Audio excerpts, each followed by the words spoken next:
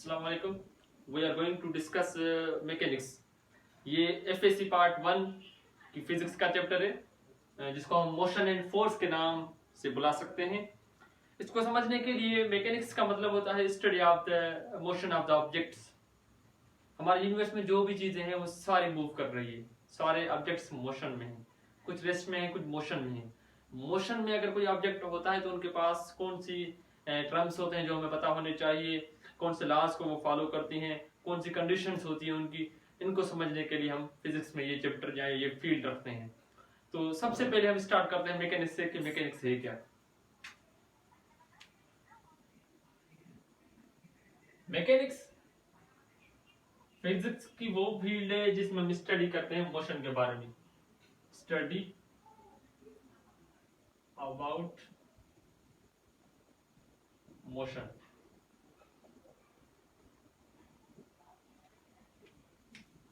Mechanics classical physics में और quantum यानी मॉडर्न फिजिक्स में आ जाती है। एक क्लासिकल फिजिक्स है जिसको हम न्यूटन मैकेनिक्स कहते हैं, और दूसरी मॉडर्न फिजिक्स में जो मैकेनिक्स आती है उसको हम क्वांटम मैकेनिक्स कहते हैं। न्यूटन जो मैकेनिक्स है वो हेवी ऑब्जेक्ट्स, लार्ज ऑब्जेक्ट्स, हम जैसे ऑब्जेक्ट्स हैं या यूनिवर्स में दूसरी जो चीजें हैं उनके लिए वो एप्लीकेबल है। एटॉमिक लेवल पर जो फिजिक्स यानी मैकेनिक्स जो एक एप्लीकेबल है वो है क्वांटम मैकेनिक्स। और ये न्यूटन जो मैकेनिक्स है जो हम स्टडी करते हैं ये होती है ऑब्जेक्ट्स के लिए जिनकी स्पीड बिल्कुल कम होती है as compare to speed of light. जो ऑब्जेक्ट लाइट की स्पीड के साथ मूव करते हैं या उस जैसी स्पीड के साथ अप्रोक्सीमेट उसकी स्पीड के साथ मूव करते हैं, तो वहां पर हम रिलेटिविस्टिक मैकेनिक्स इस्तेमाल करते हैं या क्वांटम मैकेनिक्स के इफेक्ट्स को इस्तेमाल करते हैं। बहरहाल हम स्टडी करने जा रहे हैं मैकेनिक्स। मैकेनिक्स की दो सब फील्ड्स होती हैं, एक को हम काइनेमेटिक्स कहते हैं, दूसरी को हम डायनामिक्स कहते हैं।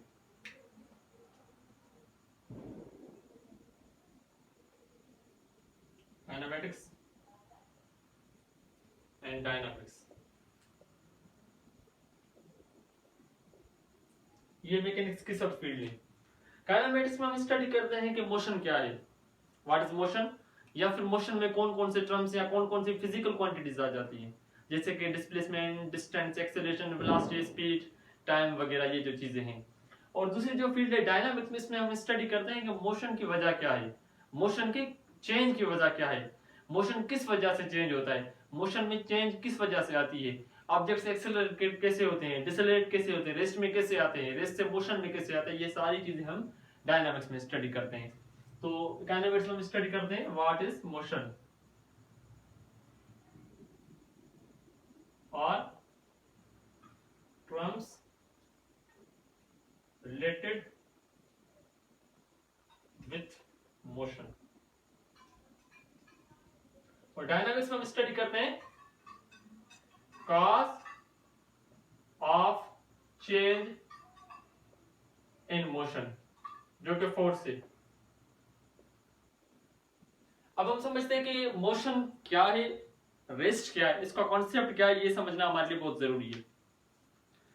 तो मोशन या रेस्ट, इनके बारे में जो कॉन्सेप्ट है वो ये है कि अगर कोई भी ऑब्जेक्ट, कोई भी बॉडी, कोई भी पार्टिकल अपनी पोजीशन चेंज करे, पोजीशन का मतलब होता है लोकेशन ऑफ ए बॉडी, किसी भी ऑब्जेक्ट की लोकेशन, किसी भी पार्टिकल की लोकेशन, किसी भी फिक्स्ड रेफरेंस फ्रेम के मुताबिक। रेफरेंस फ्रेम का मतलब है कोई भी कोऑर्डिनेट सिस्टम है जिसका कोई ना कोई ओरिजिन है, उसके मुताबिक अगर हम किसी की लोकेशन फाइंड करें तो हम उसको उस ऑब्जेक्ट की पोजीशन कहते हैं। अगर कोई ऑब्जेक्ट, कोई पार्टिकल, कोई बॉडी अपनी पोजीशन चेंज करे अपने सराउंडिंग या अपने सिस्टम या अपने एनवायरनमेंट के मुताबिक, तो हम कहेंगे वो ऑब्जेक्ट मोशन में है। अगर वो ऑब्जेक्ट अपने सराउंडिंग एनवायरनमेंट या सिस्टम के मुताबिक अपनी पोजीशन चेंज नहीं कर रहा तो हम कहेंगे कि वो ऑब्जेक्ट रेस्ट में है। मोशन और रेस्ट दोनों जो कॉन्सेप्ट हैं वो रिलेटिव हैं, यानी डिपेंड करते हैं ऑब्जर्वर पर। अगर कोई ऑब्जेक्ट मूव कर रहा है और उसको ऑब्जर्व करने वाले किस स्टेट में, इस बात पर डिपेंड करता है कि ऑब्जेक्ट मोशन में या रेस्ट में। ये कहना है कि अगर कोई ऑब्जेक्ट मोशन में है या सिर्फ रेस्ट में, तो वो ऑल ओवर यूनिवर्स सबके हिसाब से रेस्ट में, मोशन या रेस्ट में होगा, ये एब्सोल्यूट कॉन्सेप्ट है जो कि गलत है। अगर कोई ऑब्जेक्ट मूव कर रहा है, फॉर सपोज एक बंदा बैठा है गाड़ी में और दूसरा उसको ऑब्जर्व कर रहा है ऑन द रोड, तो अकॉर्डिंग टू द कार, अगर कार को हम सिस्टम कंसीडर कर ले, उसमें कोई दूसरा बंदा, उसके मुताबिक जो बंदा उसमें बैठा है वो रेस्ट में है। But according to the person on the road, अगर उसके हिसाब से हम देखें, अगर सिस्टम हम उसको देखें या उसके हिसाब से हम ऑब्जर्व करें, अगर ऑब्जर्वर वो है तो उसके मुताबिक वो ऑब्जेक्ट मूवमेंट में, क्योंकि the car is moving like this, the earth is moving, earth का अपना रोटेशनल और वाइब्रेशनल मोशन है, तो इस वजह से रोटेशनल मोशन है सॉरी, तो इस वजह से अगर कोई ऑब्जेक्ट अर्थ पर है, चाहे वो रेस्ट की स्टेट में हो ऑन द अर्थ, अगर उसका सिस्टम अर्थ है, लेकिन on the according to different planets और दूसरे जगह से अगर कोई उनको देखेगा, ऑब्जर्व करेगा, ऑब्जर्वर स्पेस से उसको ऑब्जर्व करे, तो वो ऑब्जेक्ट उसको रेस्ट में नहीं दिखने में आएगा, उसकी कोई ना कोई स्पीड या वेलोसिटी होगी जो कि अर्थ की स्पीड या वेलोसिटी है। तो क्योंकि कायनात जो यूनिवर्स खुद है वो एक्सपेंड हो रही है और किसी न किसी स्पीड से या वेलोसिटी से मूव कर रही है, तो ये कहना कि motion there is absolute motion, there is no concept of absolute motion because everything is in the motion, और रेस्ट और मोशन डिपेंड करते हैं ऑब्जर्वर पर। और ये कहना कि एब्सोल्यूट रेस्ट शायद हो सकती है या एब्सोल्यूट मोशन हो सकता है, तो ये गलत है, क्योंकि अगर कोई दो ऑब्जेक्ट्स मूव कर रहे हैं सेम स्पीड के साथ हैं, तो वो दोनों ही या सेम वेलोसिटी के साथ, अगर वो दोनों ही मूव करें एक ही वेलोसिटी के साथ, एक ही स्पीड या वेलोसिटी में, तो वो दोनों एक दूसरे के साथ या एक दूसरे के मुताबिक according to both of them they will be in the rest because they are not changing the position according to each other. But अगर कोई दूसरा उनको ऑब्जर्व करेगा तो वो मोशन में होंगे। तो ये concept of motion and rest depend upon the observer. Motion, change of position of a body with respect to its surroundings, environment or system. Rest,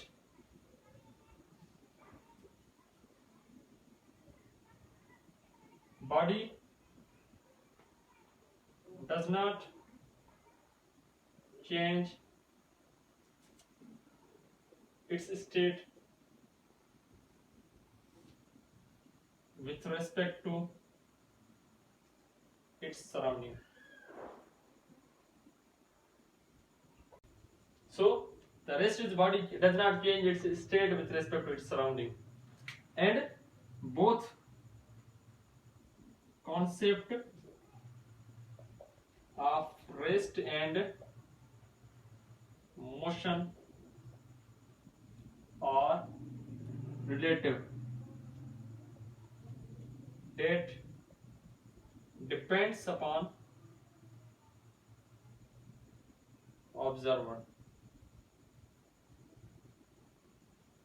तो ये दोनों कॉन्सेप्ट जो है वो रिलेटिव है, जो कि ऑब्जर्वर पर डिपेंड करता है। एक ऑब्जेक्ट एक ही टाइम में रेस्ट और मोशन दोनों स्टेट में हो सकता है according to the depending upon the observer कि वो किस स्टेट में है। तो इसके बाद अगर हम देखें मोशन, तो मोशन के कुछ टाइप्स होते हैं depending upon the path in which the particle or the object is moving, like translation motion, like rotating motion, like vibratory motion।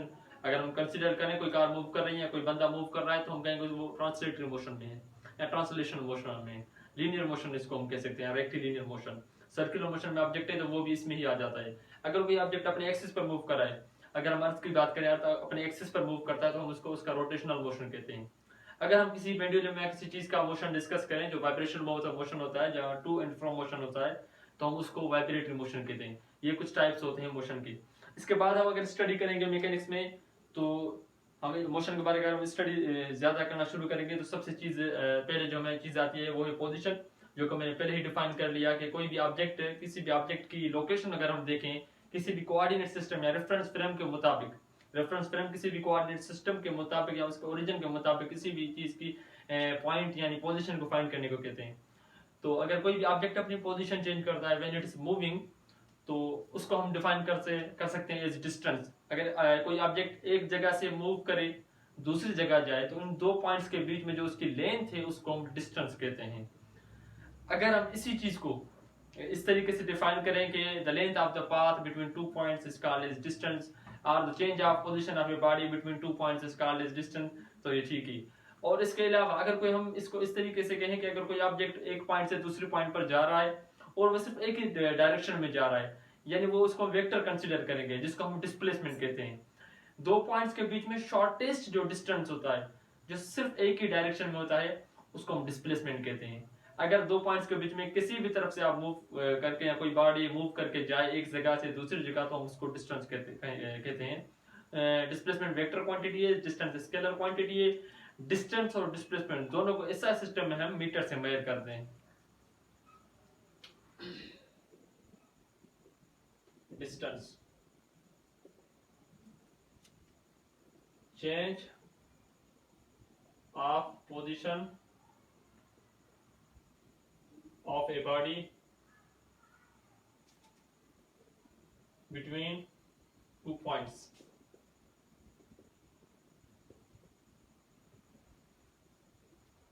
or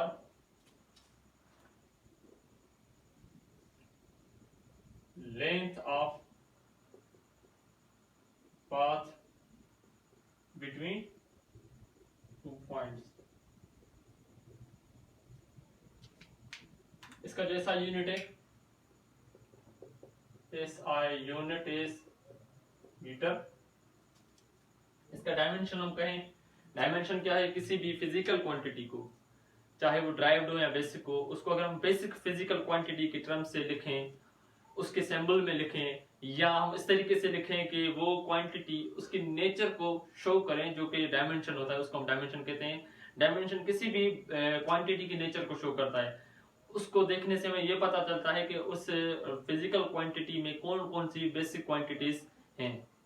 तो डायमेंशन ऑफ लेंथ, डिस्टेंस जो है वो लेंथ है, तो इसका डायमेंशन एल ही होगा, जिसको हम स्क्वायर ब्रैकेट में लिखते हैं। और ये है स्केलर क्वांटिटी, स्केलर क्वांटिटी। इसके बाद अगर हम डिस्प्लेसमेंट कहें, तो डिस्प्लेसमेंट डिस्टेंस ही होता है, लेकिन शॉर्टेस्ट होता है। The shortest distance between 2 points is called displacement।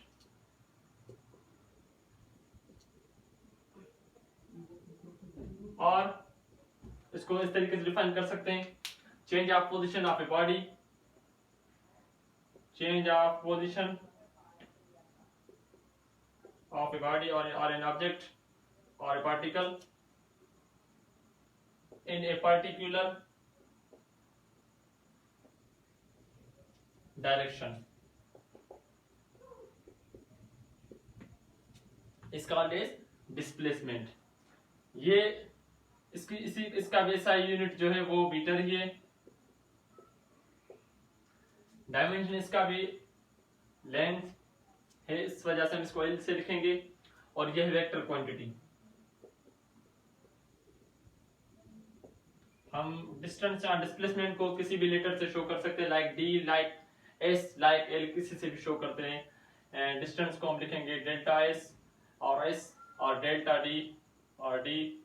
And displacement को लिखेंगे delta S and an arrow upon it, and delta D an arrow upon it. Delta का मतलब होता है, डेल्टा मींस चेंज। दो पॉइंट्स होती है, उनके बीच में चेंज मालूम करने को हम डेल्टा से शो करते हैं। फॉर सपोज एक पॉइंट S1 है, दूसरी पॉइंट S2 है, तो इसको हम लिखेंगे delta S, change of position of body between 2 points. In between 2 points, किन भी दो पॉइंट्स के दरमियान डिस्टेंसेस कितने भी हो सकते हैं, लेकिन डिस्प्लेसमेंट हमेशा एक ही होता है। There is only one displacement between 2 points, but distances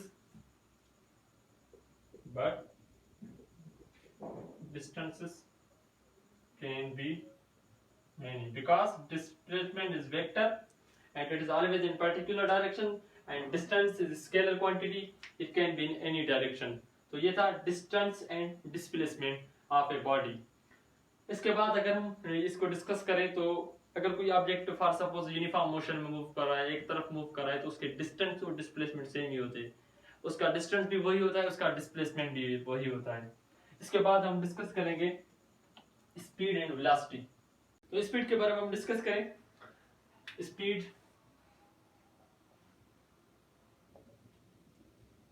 अगर कोई ऑब्जेक्ट मूव कर रहा है यानी डिस्टेंस कवर कर रहा है, अगर उसको डिस्टेंस को हम टाइम के हिसाब से देखें, जिसको हम कह सकते हैं time rate of change of distance और distance covered by body in unit time और ratio of distance with respect to time, तो इसको हम स्पीड कहते हैं।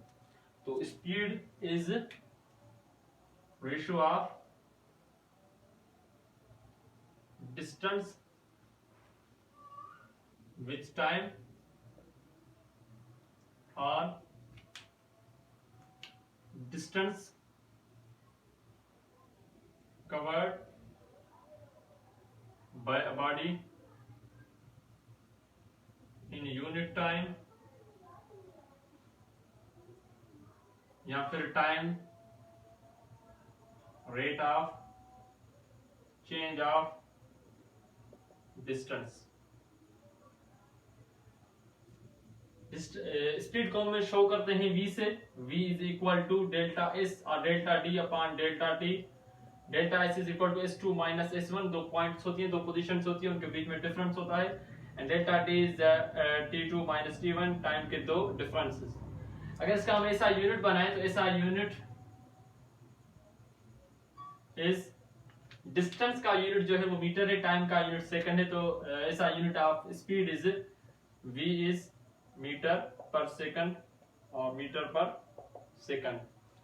Distance is a scalar quantity, time is also scalar, तो speed is scalar quantity,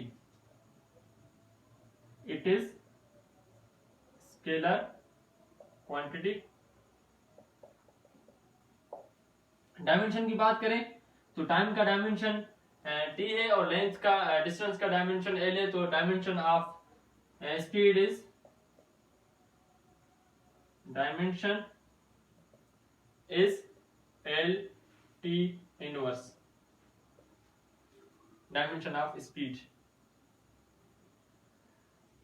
speed के मुख्तलिफ इकसाम होते हैं, जैसे कि इंस्टेंटेनियस स्पीड और एवरेज स्पीड और यूनिफॉर्म स्पीड। अगर कोई ऑब्जेक्ट मूव कर रहा है हर इंटरवल में, इंटरवल टाइम के वक्फे को कहते हैं, आप कितना भी वक्फा रख सकते हैं, 5 सेकंड का, 5 मिनट का, 5 घंटे का, 5 दिन का, आपकी मर्जी है। तो उस इंटरवल में कोई ऑब्जेक्ट जो डिस्टेंस कवर कर रहा है अगर वो सेम है, हर इंटरवल में जो आप रख रहे हैं उस इंटरवल में अगर ऑब्जेक्ट का डिस्टेंस सेम है तो हम उसको यूनिफॉर्म स्पीड कहते हैं। इंस्टेंटेनियस स्पीड का मतलब क्या है? अगर आप टाइम को बिल्कुल ही कम कर दें, ऑलमोस्ट जीरो कर दें, डेटा अप्रोचेस टू जीरो कर दें, बिल्कुल जीरो के मुताबिक कर दें, उस टाइम में उस वक्त जब ऑब्जेक्ट मूव कर रहा होगा उसकी जो स्पीड होगी उसको इंस्टेंटेनियस स्पीड कहते हैं। और एवरेज स्पीड का मतलब होता है total speed of the object, यानी जो टोटल डिस्टेंस उसने कवर किया है और जो टोटल उसको टाइम लगाए उसको हम उसकी एवरेज स्पीड कहते हैं। तो uniform speed, if a body or an object covers equal distances in equal interval of time, it has uniform speed. Instantaneous speed, speed of object of an object or body at an instant of time when delta t approaches to 0। तो इसको लिख सकते हैं हम v instantaneous is equal to limit, apply करते हैं time की limit, यानी टाइम बिल्कुल कम होगा, delta t approach 0 is equal to delta s upon delta t. This is called as instantaneous speed. And average speed is the total speed of the object, यानी total distance covered by object divided by total time. इसके बाद हम discuss करते हैं velocity. Velocity क्या है? अगर कोई ऑब्जेक्ट मूव करे किसी पर्टिकुलर डायरेक्शन में, यानी डिस्प्लेसमेंट कवर करे, अगर उस डिस्प्लेसमेंट को हम टाइम के मुताबिक देखें कि उस डिस्प्लेसमेंट को कवर करने में कितना टाइम लग रहा है, तो इस चीज को हम वेलोसिटी कहते हैं। स्पीड में हम डायरेक्शन की बात नहीं कर रहे थे क्योंकि वो स्केलर क्वांटिटी, लेकिन वेलोसिटी में हम डायरेक्शन की बात करेंगे क्योंकि displacement is a vector quantity. वैसे भी किसी वेक्टर को मल्टीप्लाई करते हैं किसी स्केलर के साथ तो वो वेक्टर ही होता है, उसका मैग्नीट्यूड चेंज हो सकता है लेकिन वो वेक्टर ही होता है। इस वजह से velocity is a vector quantity and the change in the displacement with respect to time or the change of a body position of a body with respect to time in a particular direction is called as displacement or velocity. Displacement covered by a body in unit time or time rate of change of displacement is called velocity. इसको भी हम v से show करेंगे mathematically v, लेकिन इसके ऊपर arrow देंगे because it is a vector quantity v is equal to delta s, that is the displacement upon delta t, that is the time. The unit of the velocity is also SI unit is meter per second because displacement has the unit of meter and time is second, so its unit is meter per second or meter per second, and its dimension is also LT inverse, that is of the speed. Dimension is LT inverse, but it is vector quantity. It is vector quantity. Velocity, अगर कोई object move कर रहा है तो उसके मुख्तलिफ velocities हो सकती हैं, like uniform velocity, like instantaneous velocity, like average velocity. Average velocity वो होगी जब हम टोटल डिस्प्लेसमेंट को टोटल टाइम से डिवाइड करें तो वो उसकी एवरेज वेलोसिटी होगी। अगर हम इंस्टेंटेनियस वेलोसिटी की बात करें तो किसी भी एक इंस्टेंट ऑफ टाइम में जब टाइम बिल्कुल ही हम कम उठाएं उस जगह किसी भी एक पोजीशन या पॉइंट से अगर कोई ऑब्जेक्ट मूव कर रहा है किसी डिस्प्लेसमेंट के साथ, तो वहां पर उसकी जो वेलोसिटी होगी उसको हम इंस्टेंटेनियस वेलोसिटी कहेंगे, लाइकवाइज द इंस्टेंटेनियस स्पीड। और अगर हम यूनिफॉर्म वेलोसिटी की बात करें तो अगर कोई ऑब्जेक्ट पर्टिकुलर डायरेक्शन में मूव कर रहा है और उसका जो इंटरवल है टाइम का जो भी है उसमें जो वो डिस्प्लेसमेंट कवर कर रहा है हर इंटरवल में अगर वो सेम है तो हम उसको कहेंगे uniform velocity. These both definitions of speed and velocity are same, only there is a difference of the word speed and the velocity. इसके बावजूद अगर हम ये बात कहें कि स्पीड को हम मैग्नीट्यूड कह सकते हैं of the instantaneous velocity. Speed is the magnitude of the instantaneous velocity because speed is a scalar quantity, velocity is a vector quantity. Vector quantity need magnitude and direction, however scalar only need the magnitude which you need to. तो speed and velocity के बाद अगर हम study करें कोई भी object का motion study करते हैं मैकेनिक्स में तो हमें हमारे सामने आता है एक्सेलरेशन, क्योंकि जब ऑब्जेक्ट मूव करता है तो उसकी स्पीड में डिफरेंस यानी चेंज आती है या फिर वेलोसिटी चेंज हो जाती है, तो तब हम कहते हैं कि ऑब्जेक्ट एक्सेलरेट हो गया या डिसेलरेट हो गया। अगर कोई ऑब्जेक्ट मूव कर रहा है उसकी इनिशियल स्पीड कोई ना कोई थी या वेलोसिटी उसकी चेंज हो जाए, उसका डायरेक्शन भी चेंज हो सकता है, डायरेक्शन चेंज होने से वेलोसिटी चेंज हो जाती है, या अगर ऑब्जेक्ट की जो वेलोसिटी उसका जो मैग्नीट्यूड है स्पीड यानी अगर वो चेंज हो जाए तब हम कहते हैं कि ऑब्जेक्ट में एक्सेलरेशन पैदा हो गई है। तो इसको कैसे डिफाइन करते हैं एक्सेलरेशन को? Acceleration is defined as time rate of change of velocity, time rate of change of velocity or change in velocity per unit time, change in velocity per unit time। Velocity में change आए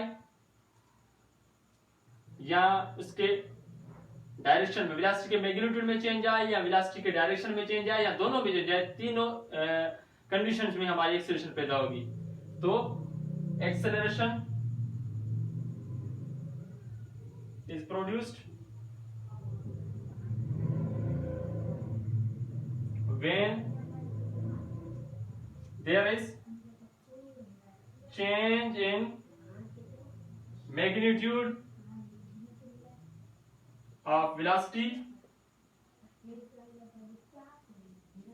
change in direction of velocity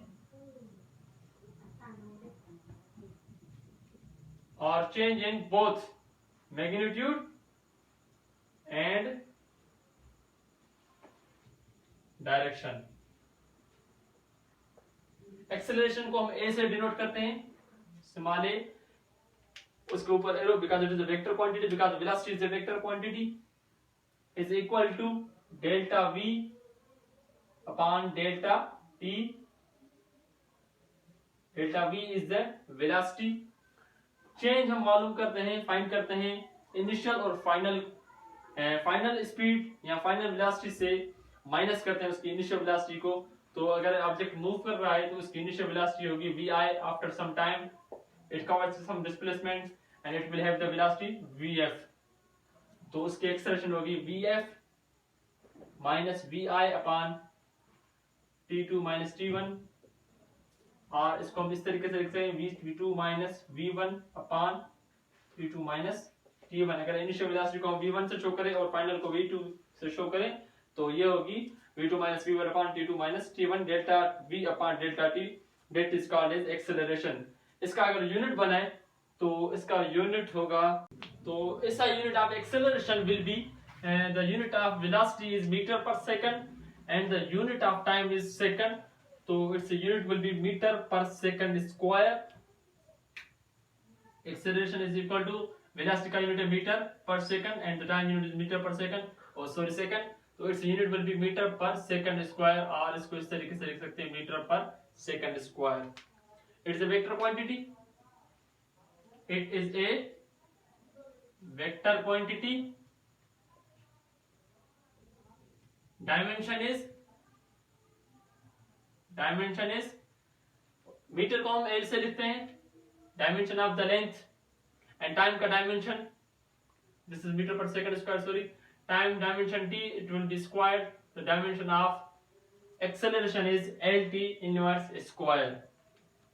अगर कोई object move कर रहा है तो उसके पास uniform acceleration भी हो सकती है, इंस्टेंटेनियस एक्सेलरेशन भी हो सकती है, एवरेज एक्सेलरेशन भी हो सकती है, डिसेलरेशन भी हो सकती है, रिटार्डेशन भी हो सकती है, या वेरिएबल एक्सेलरेशन हम कह सकते हैं. तो अगर ऑब्जेक्ट की वेलोसिटी में जो चेंज आ रही है विद रेस्पेक्ट टू टाइम, हर इंटरवल में वो एक जितनी उस ऑब्जेक्ट की वेलोसिटी में चेंज है, तो इस एक्सेलरेशन को हम यूनिफॉर्म एक्सेलरेशन कहते हैं. अगर कोई ऑब्जेक्ट की एक्सेलरेशन हम फाइंड करना चाहें किसी भी मखसूस टाइम पर, इंस्टेंट ऑफ टाइम, जब टाइम बिल्कुल ही कम हो, तो उसको हम इंस्टेंटेनियस एक्सेलरेशन कहते हैं. अगर किसी ऑब्जेक्ट की टोटल एक्सेलरेशन हम फाइंड करें, dividing the total change in velocity upon total time, is called as average acceleration. अगर किसी ऑब्जेक्ट की एक्सेलरेशन यानी इनिशियल वेलोसिटी ज्यादा हो और फाइनल वेलोसिटी कम हो, तो उसको एक्सेलरेशन को हम डिसेलरेशन कहते हैं. अगर उसकी वेलोसिटी कम हो रही है तो that will be called as deceleration or retardation. So uniform acceleration when equal change in velocity occurs in equal interval of time.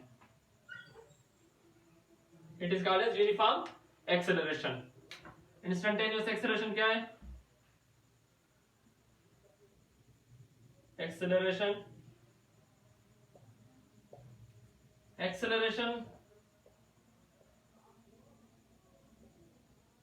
at a particular instant of time, that is denoted as acceleration instantaneous is equal to limit delta t goes to 0 delta v upon delta t. इस तरीके से हम लिखते हैं instantaneous acceleration को. और variable acceleration हो तो जब वेलोसिटी ऑब्जेक्ट की वेरी कर रही हो, एक्सेलरेशन का मैग्नीट्यूड और डायरेक्शन वेरी कर रहा हो, तो उस एक्सेलरेशन को वेरिएबल एक्सेलरेशन कहते हैं. और इसी तरीके से हम जो है वो डिसेलरेशन और रिटार्डेशन को डिफाइन करते हैं.